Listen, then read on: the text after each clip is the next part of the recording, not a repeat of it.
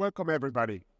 Yes, that is not something out of space. That's really jellyfish. We are deriving collagen from jellyfish. And with that, I would like to speak and give you an overview as the chairman of the company. Reason being involved is I really want, and we are making an impact in wound healing. We all care about wounds. Wound healing is now the next trajectory in wound care. So why really jellyfish? Jellyfish is 500 million years old, very old.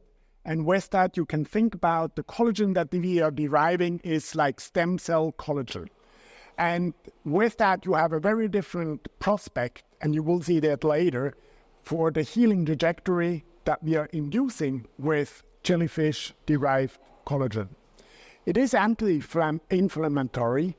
It has an impact on the angiogenesis. It is regenerating the tissue.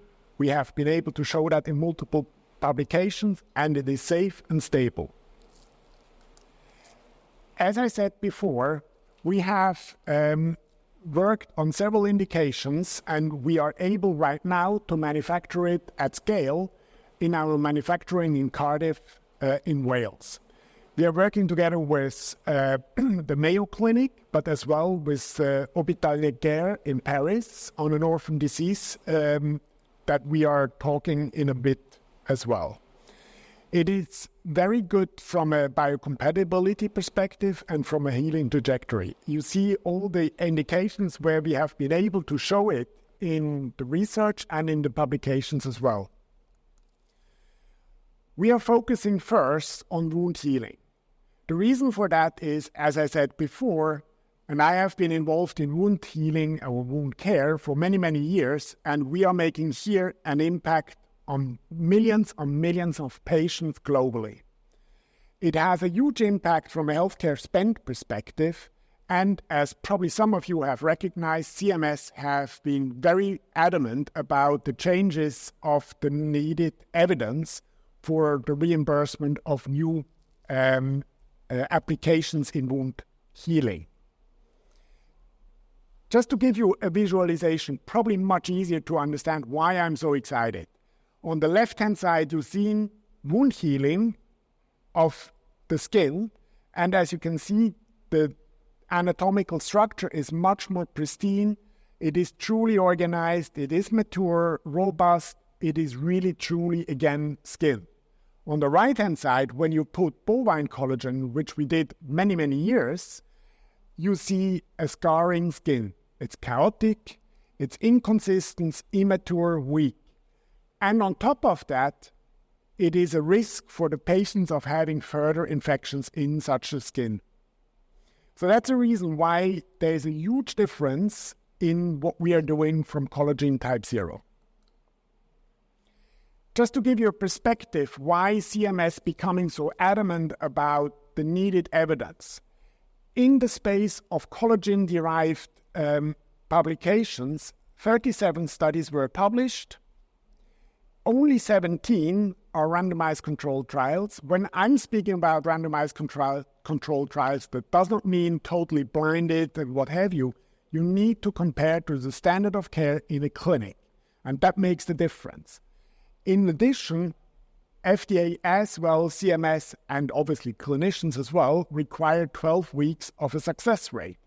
But only very few studies have completed 12 weeks, which is not a long time, not understandable.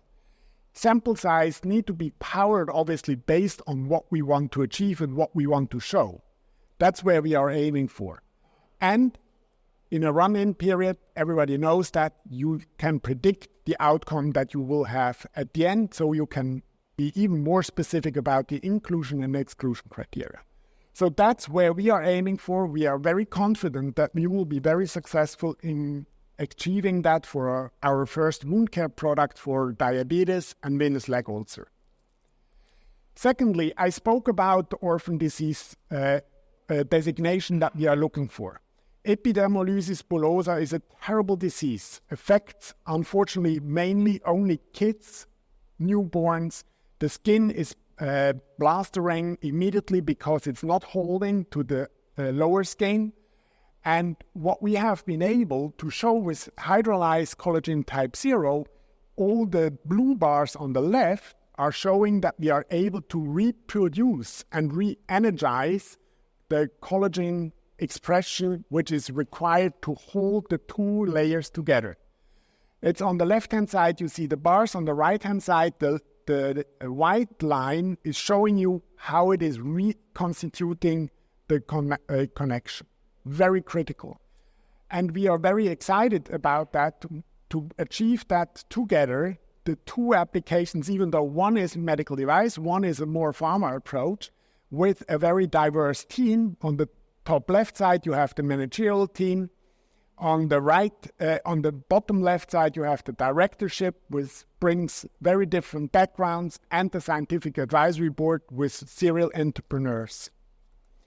Just to give you an idea about where we are right now, we will have 510K approval with our wound product Q1 next year.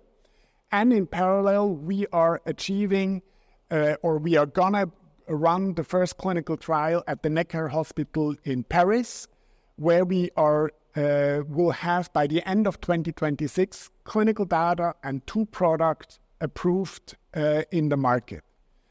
And for that, we are raising just 9 million. In my mind, a very low amount of money that we need to run 2 parallel trials in different perspectives to ultimately spin out then the EB product, obviously more on the pharma side, and the wound product to a medical device company before we go into further indications.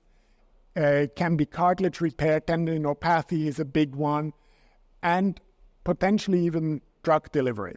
So that's where we are today, a huge opportunity to invest with a great team in place and great prospect for the company and for the investors. Many thanks.